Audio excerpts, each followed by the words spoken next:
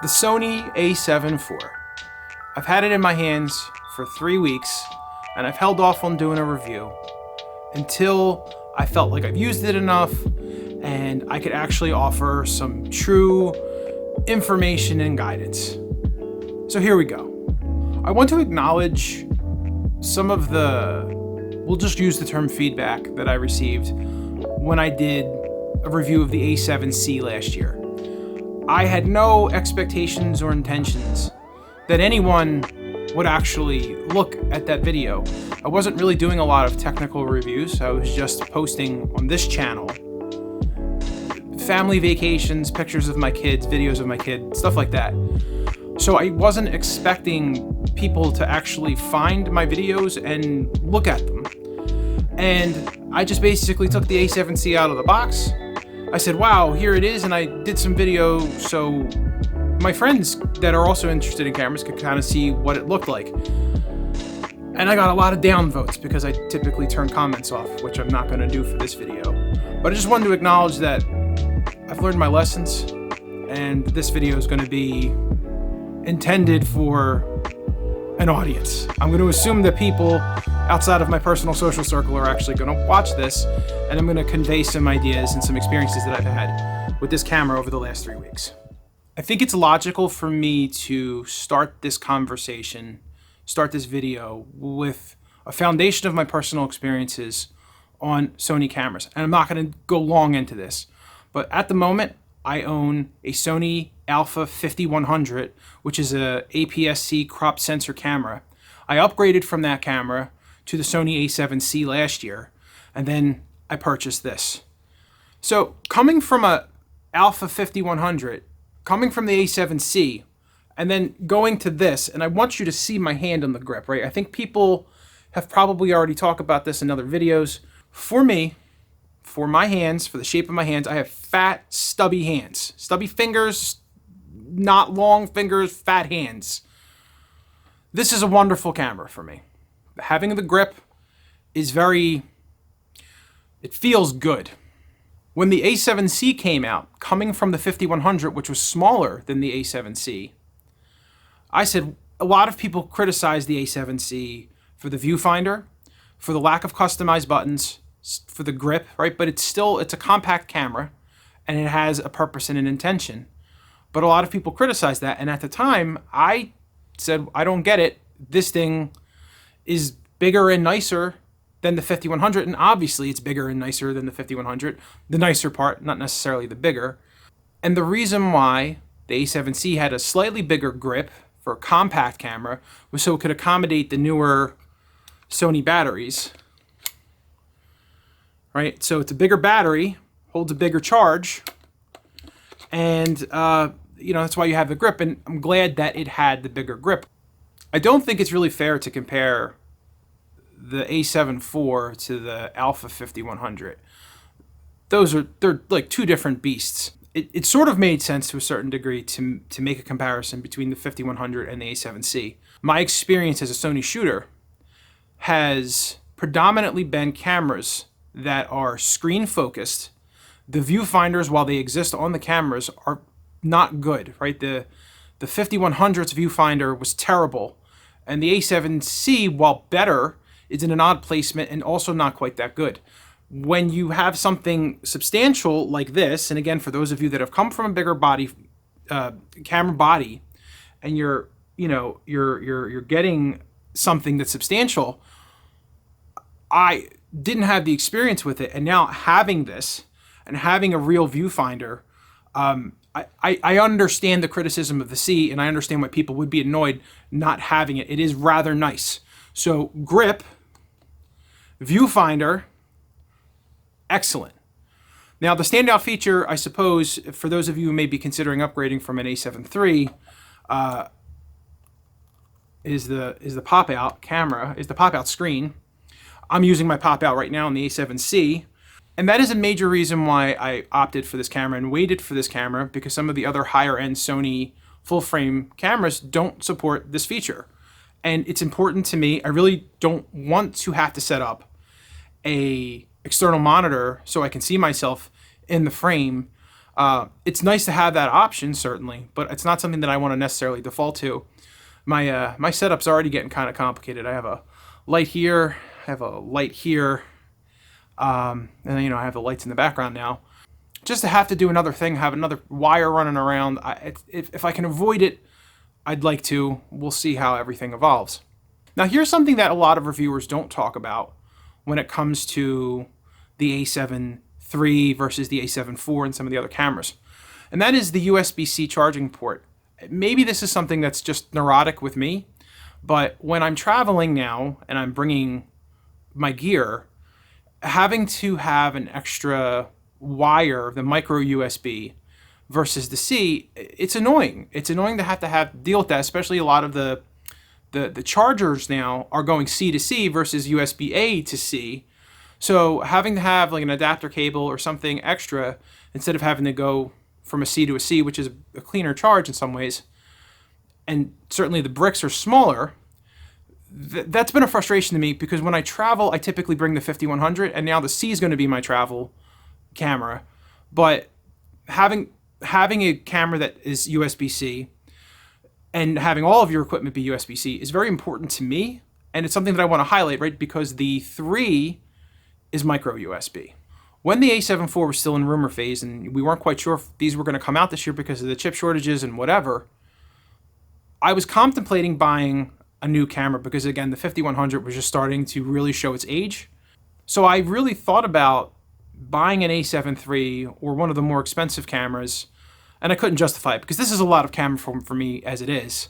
The 4, going up to a $3,500 camera, it just didn't make a lot of sense for me where I'm at right now. So I wanted a camera that was in that $2,000 to $2,500 price range, but I didn't want to have to deal with the micro USB. That was a deal breaker for me, and that's why I didn't buy an A7 III in the summer. For me, for this camera, other than its size, which I find agreeable, the big difference is the just sheer amount of customization that's available on this camera. The A7C received a lot of criticism for its lack of function buttons and customization buttons, and there were some spaces where they probably could have added 1 or 2 more, and they didn't. Going to this, I've literally spent the last 3 weeks figuring out all of my options and my customizations. I'm not someone who embraced and leveraged a lot of the customization functionality in the A7C, limited as it was, because I just turned the thing on, set everything to auto, and away I went with my videos.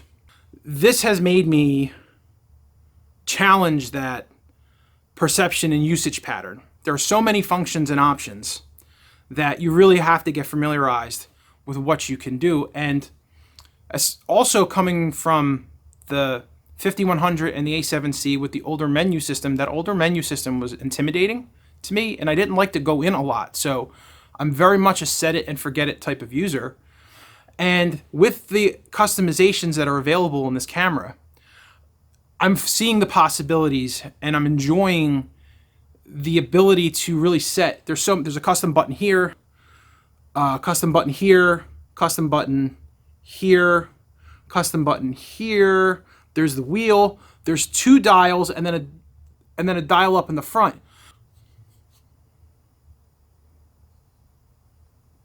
These 3 dials are all customized, so I can set it. I set it to shutter, aperture, and ISO, and then I use the wheel in the back. I set that customization to audio levels, so you can move it in a circular fashion, and you can dial down or dial up the audio. Very nice. It's very nice to have those plus the other buttons. Shout out to Jake Sloan. I stole his suggestion. There's the customization button number 3 over here on the camera. I set this to the My Menu feature, so you can preset 5 or 6 different menu shortcuts. So you can pull that button open and then just go to the 5 or 6 places that you frequent the most. So I stole that idea. That was a good one, and I've been using that. Because this camera has so many customization features, it's a good idea to probably set one of those custom My Menu slots to the memory set feature. There we go. Camera set memory is the feature. That memory set setting, it's really important because these 3 custom areas, on the dial, right? So you have, you know, basically custom 1, 2, and 3. You really have 9 because the camera, I'm gonna have to take pictures because I know this isn't gonna come out right. You have 3 settings on the wheel. So underneath the top wheel here, there's a smaller switch with 3 settings at the bottom. 1 for camera, 1 for film, and then 1 for S and Q. So each one of those has a custom setting, and then you have 1, 2, 3 at the top dial. So you have 9 total settings. And because this camera has so many different options because it's 10-bit, you need them. So let's get into the complexities of this camera and some of the things that you should probably pay attention to. So right out of the gate, the first setting that you should probably change is change the auto shut off temperature warnings to high heat, right? Allow it to go to high heat. There's been no issue or damage with the camera, but I did notice even without a lens on, just going through the menu features, I flipped.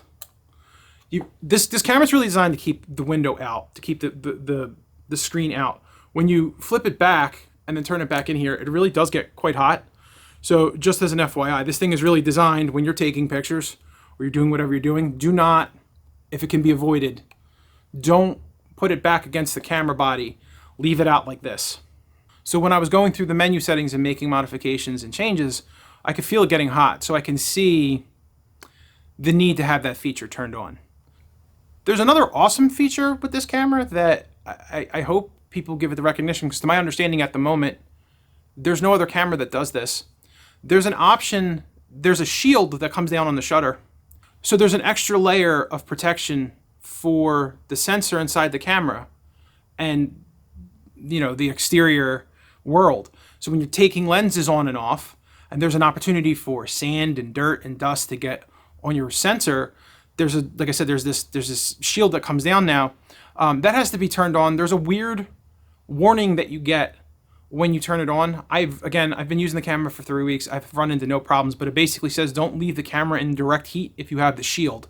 I'm not quite sure why. I'm assuming it might be some overheating or heat trapping issue, because I imagine that the shield being down would be a good thing, right? So it's not getting direct exposure to sunlight, but for whatever reason, they're saying don't do that.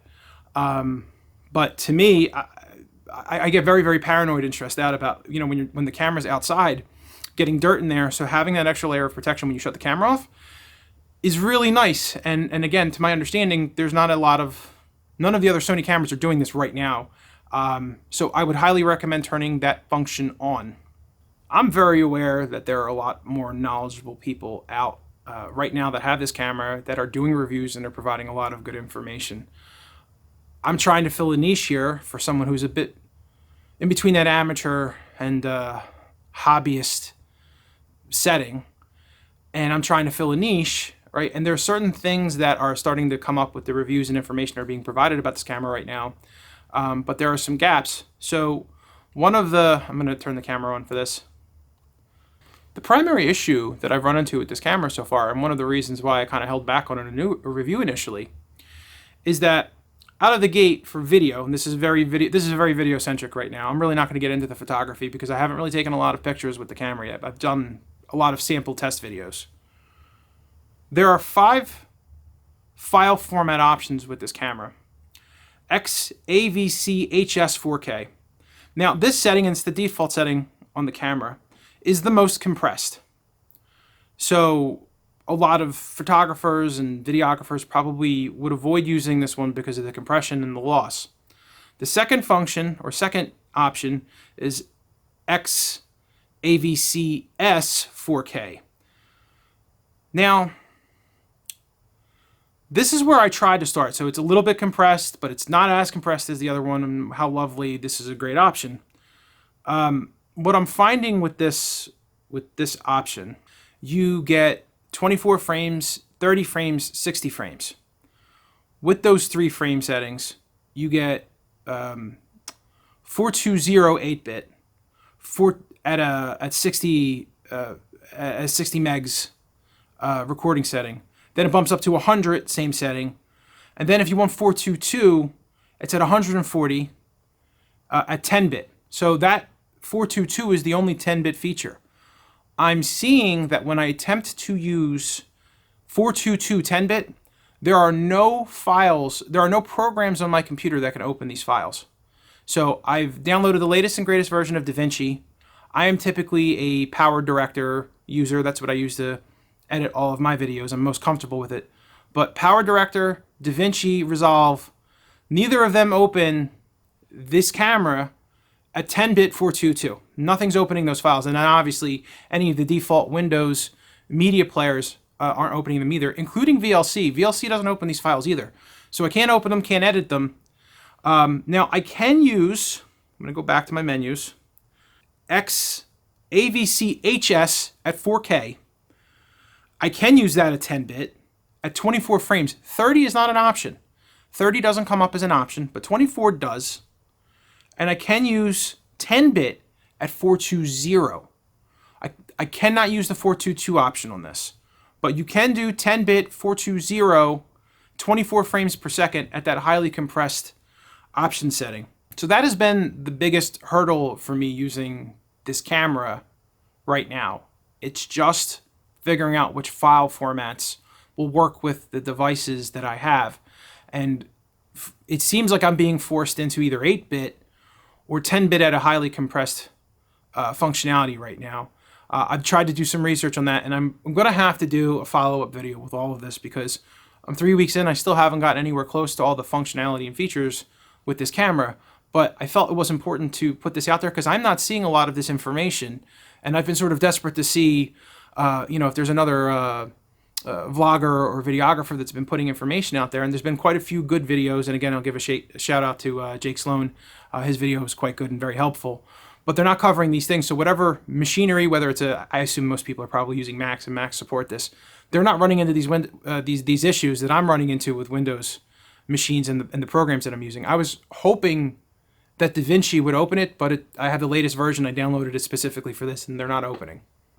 The other issue that I'm noticing with this camera, and I've tried a couple of setting changes, the battery drains really fast. While I was going through some of the other tutorial videos and going through menus as, the YouTube videos were going and just trying to change things, 15-20 minutes in, using the menu, the battery was dropping 20%. So I was losing 1% per minute. What I did do, I shut off the Bluetooth, and I wasn't sure if the Wi-Fi was on and if it was searching and trying to connect to something or connect to my phone. So I did turn the phone on. I turned airplane mode on the phone to shut off any of these wireless connections to see if that helps with the battery. And I have to say that throughout the course of this review, I've been turning it on and off. It has been better. I haven't been dropping as much. It's not nearly as battery conservative as the A7C. The other thing that I did was I went into the screen settings, and I do not have it set to very sunny outside. Apparently that's a battery drainer. It's set to standard. But then the manual setting for brightness, I dropped it down to -1. It starts at 0. I dropped it down to -1 just to see if that also helps with the battery. It's been a little bit concerning to me, and I have 3 different batteries between these 2 camera systems, and I've been switching the batteries out just to see if it was defective with the battery that came with it, and it's not. It was the camera. So again, I don't know if it's the wireless settings, the Bluetooth and the Wi-Fi. Well, it wasn't Bluetooth because the Bluetooth was shut off. So it was either attempting to connect wirelessly and really draining the battery, or maybe the brightness setting, dropping it down 1, might have helped. But something to consider, this thing's a bit of a piggy when it comes to battery usage. The other big change or net benefit to this camera, to the A7 IV versus the A7C, it has dual memory card slots. I have not invested in a CF Express Type A card because I think even like 80 megabyte CF Express Type A's are like $300 or $400, and I'm not there yet. It doesn't seem like that's necessarily a necessity. Although I am hearing that if you do not use a CF Express, there are certain recording functionality, there are certain options to record file formats that are not available to you unless you have that in have that better memory card. This is a SanDisk. It's an Extreme Pro, and it's one that records at 300 megabits per second. So It's a V90. What the 2? I think is the 2 is the designation for the 300 megabits per second. So I have a 128 gig card in here, and then I have a backup 64 at the same functionality, the same write speeds. The last thing I'm going to cover on this video is the profiles. So a lot of the research that I've done over the last couple of months leading up to the purchase of this camera, I did a video in the summer where I started to mess with color grading and the S-Log. The A7C does have the S-Log 3 option, but what I've come to discover, my experience with the grading, I found that the S-Log didn't look good. Even when I graded it, I felt that what came out of the camera by default looked better, in my opinion. So I'm like, I don't really get this grading thing. This looks fine. It seems like a lot of extra work. I'm willing to learn and figure out that there might be a benefit to that. And I'm sure that there is, because everybody seems to do the grading. But with this camera, with the A7 IV, Picture Profile 11 is the Cinetone, and everyone's been saying that the Cinetone is fantastic, and it's basically, you don't have to grade if you use the Cinetone. And the thing with S-Log and the Cinetone, to my understanding, was that it's really designed for a 10-bit camera, so it doesn't look that good on an 8-bit camera like the A7C. So I was like, okay, that makes sense. Let me start to mess around with that, and I'll show examples as I'm talking. It didn't impress me. It looked dark, and I think that this picture looks cleaner, and it's harder to say, right? Because I'm talking on the A7C, right? Because I'm kind of holding this up, but I found that I felt that it looked better with no picture profile turned on or anything of the sort. So as I progress and use this camera more, I'm going to push those boundaries. But again, I'm also contemplating that maybe it's the 422 10-bit that really makes the S-Log 3 and the Cinetone pop. And at the moment, I don't have the ability to open and edit those files. So in conclusion, at the moment, this camera is a significant step up for me in utilization and usage. Right? It's making me think more about how to use this camera and the options that are available to me, which I think will eventually lead to a lot more creativity and customization, because there are things that I would not normally mess with. I leave everything on auto that I'm able to customize now because it's convenient and easily accessible. So I'm looking forward to using the camera and learning more about those things. But in general, this camera is a huge step up. Ergonomically, it's more comfortable. I like it more than the other two cameras, the Alpha 5100 and the A7C, from a size and usability perspective. Bigger is better for me. I am noticing some quirks again between the file format and then the battery consumption. It's something that I'm keeping an eye out for. By the way, I do not have airplane mode turned on the A7C. It doesn't seem to be necessary. So the battery drainage thing is interesting to me, especially if I'm not using like the peak functionality. I'm using the compressed. I haven't done 60 frames per second in a lot of these recordings. It's 24 to 30 frames per second. It is 4K, but so is this camera. So I'm not pushing what this camera can do by any means, and I'm not impressed with the battery situation, but turning airplane mode on and then dropping the brightness of the screen seems to have helped considerably. I'm going to stop here. Hopefully I can get this video, it's at 33 minutes right now in raw recording. So hopefully I can get this in like the 22-minute or less mark. And that's enough for now, because if I was probably watching this, I'd be like 22 minutes is a lot. So I think it's prudent to break these up as I learn more. And again, I'm going to leave comments on for this video, so if you have questions, I will do my best to answer them, because I'm learning like all of you.